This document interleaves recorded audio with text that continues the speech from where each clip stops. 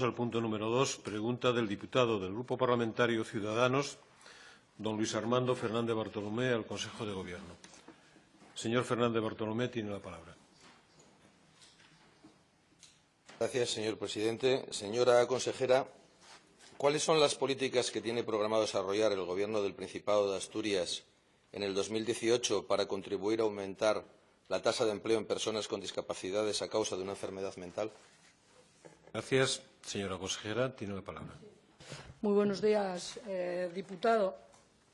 Entenderá que la pregunta es muy ambiciosa para ser respondida solo desde la actuación de una consejería, ¿no? Yo creo que compartirá conmigo que la intervención para las personas que tienen alguna diversidad funcional, sea por el motivo que sea, requiere una intervención transversal por parte del Gobierno y requiere la colaboración estrecha de toda la potencia que tienen las entidades del tercer sector. En ese sentido, yo creo que la exigencia a nuestra consejería sería el renovar, o en eso es en lo que estamos, en renovar el plan integral para las personas con discapacidad, hacer la evaluación de este plan y volver a coordinar en un nuevo documento de acuerdo, no sé cómo llamarlo, un documento de acuerdo, todas las políticas transversales que tienen que ver con facilitar igualdad de oportunidades a personas que parten de desventajas. Eso es de lo que se trata. Creo que es el objetivo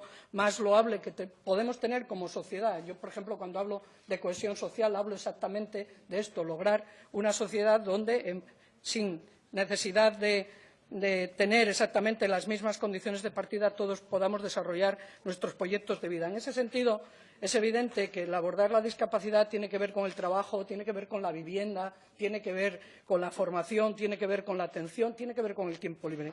Yo creo que, referido al trabajo, lo más importante que ha impulsado la consejería que yo dirijo es el acuerdo, el decreto por el cual reservamos la normativa para reservar el 8% de toda la contratación en una serie de materias a centros especiales de empleo y a empresas de inserción, en una serie de ámbitos de actuación, como en la conservación de las zonas verdes, la mensajería y tal. Le puedo decir que nuestra consejería, además, lo hacemos para entidades que tienen personas que aglutinan personas con especiales dificultades. Quiere decir que el más del 40% de la plantilla tenga esas condiciones. Creo que lo conoce perfectamente.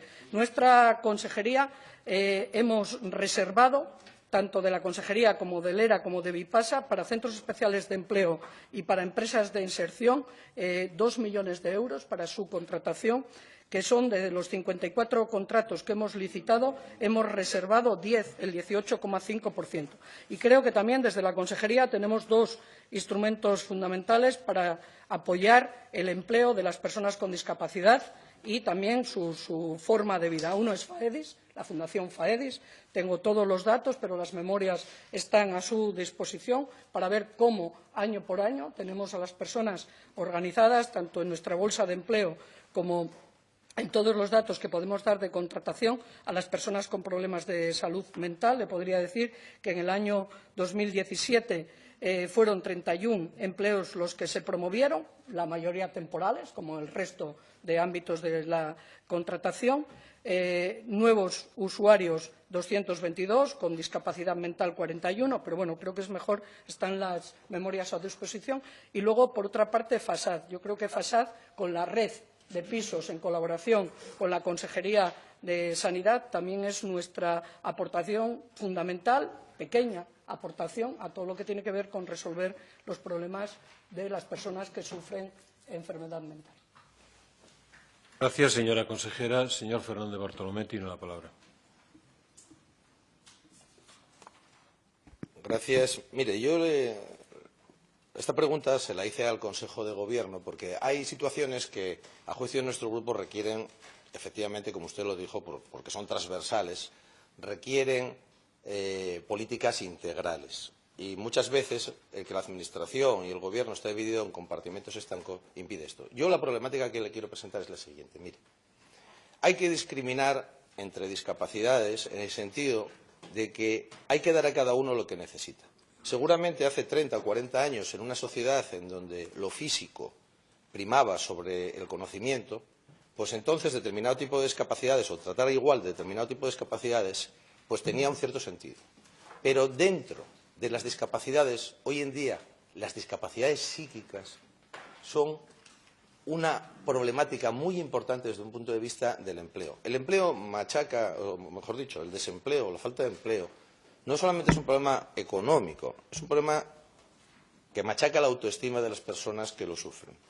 Pero en el caso concreto de estas personas, la problemática se acrecienta enormemente, porque precisamente la normalización que provoca el empleo, la posibilidad de relaciones sociales, el evitar la soledad y el aislamiento, resultan, iba a decirle, y además ya sé que usted lo sabe, vitales. Resultan vitales para el desarrollo, un desarrollo benéfico de esta enfermedad. Y ahí no estamos mejorando. Eso quiere decir que dentro de ya la discriminación que puede provocar laboral la discapacidad, ustedes tienen que actualizar, tienen que tener una política con un cierto liderazgo y tienen que cambiar la normativa, porque ahora es excesivamente generalista y no distingue. Aparte de que le voy a decir una cosa respecto a los centros especiales de empleo, ya sé que esto no se lo debería decir a usted, se lo diré al consejero de empleo.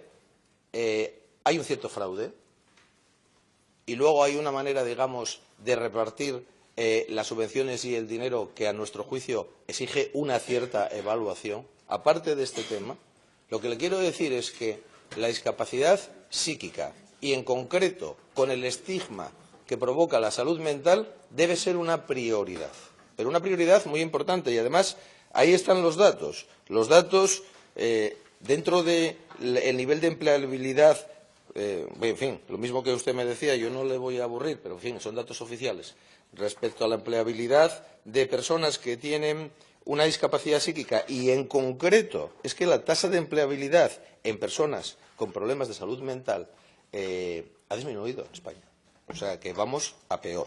Y los datos en paralelo en Asturias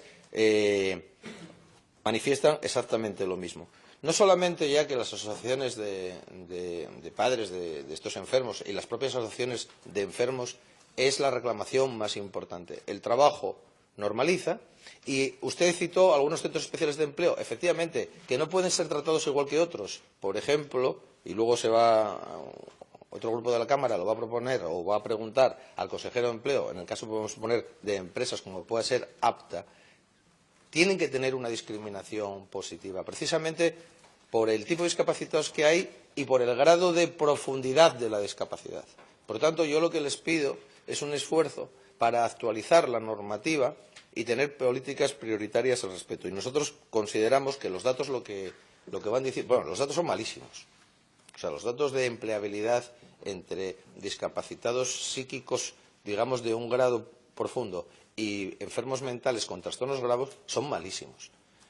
Cada vez más, además, o mejor dicho, las familias, los padres son personas más envejecidas y estos niveles de autonomía personal son absolutamente necesarios. Pero desde un punto de vista de la salud preventiva, es que muchos de estos enfermos, si en determinados momentos hubieran sido posible incorporarlos al mundo laboral, yo estoy absolutamente y radicalmente convencido de que la evolución en su enfermedad hubiera sido mucho mejor, porque hay muchas depresiones sobrevenidas precisamente de la baja autoestima y del aislamiento.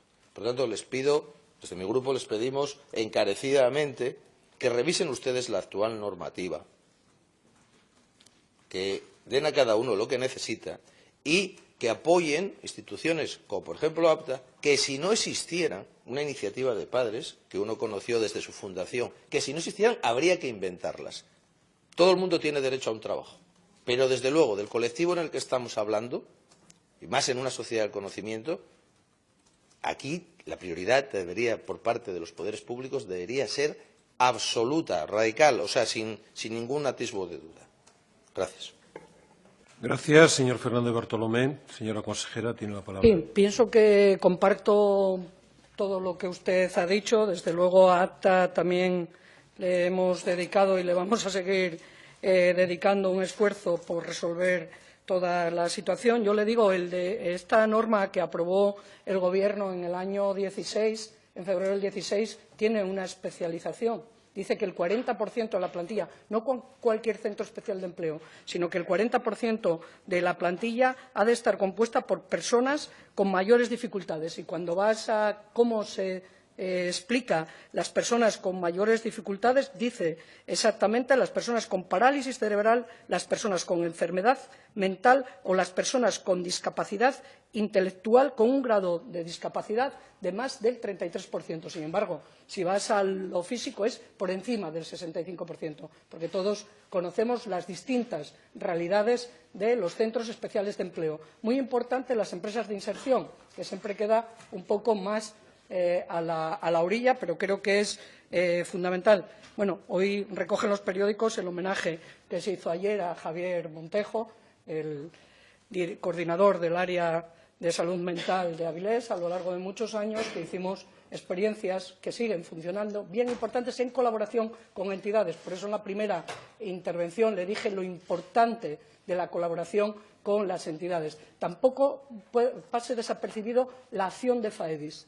¿Qué acción hace FAEDIS buscando huecos para el empleo normalizado de personas, ya le dije, en este caso, con discapacidad a causa de una enfermedad mental? 31 personas en un año. Creo que también es muy importante tomarlo en cuenta. Y sí que creo que tenemos que seguir avanzando en esta línea y, fundamentalmente, siguiendo las recomendaciones de la Unión Europea, que nos dice que para determinadas personas, por sus especiales dificultades, es imprescindible que trabajen juntos los sistemas de protección social y los sistemas de empleo. Cada vez que me preguntan por el convenio, que ustedes me preguntan, le digo, es muy importante desarrollar ese convenio, porque también hay un grupo muy importante de estas personas que son beneficiarios del salario social. ¿Qué tipo de programa de incorporación laboral y social, aparte de cobrar el salario social, es bueno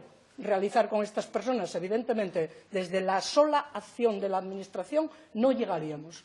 No llegaríamos. Ese es mi convencimiento, aparte de estar de acuerdo en todo lo que usted dijo, y especialmente para ACTA hemos hecho algunas discriminaciones positivas para la obtención de recursos. Otra cosa es la dificultad de la propia gestión, que tampoco a nadie se le va a escapar, el tener un socio, como era la ONCE, el no tener ese socio, el haber perdido mercados, como en su día fue con SUCIC. Es decir, todas las cosas hay que interpretarlas en un contexto, pero sí, desde luego, sería un problema. Si APTA tiene problemas, sería un problema para toda la sociedad asturiana, y para eso estamos nosotros como Gobierno y ustedes como grupos parlamentarios a procurar que eso no sea así. Gracias.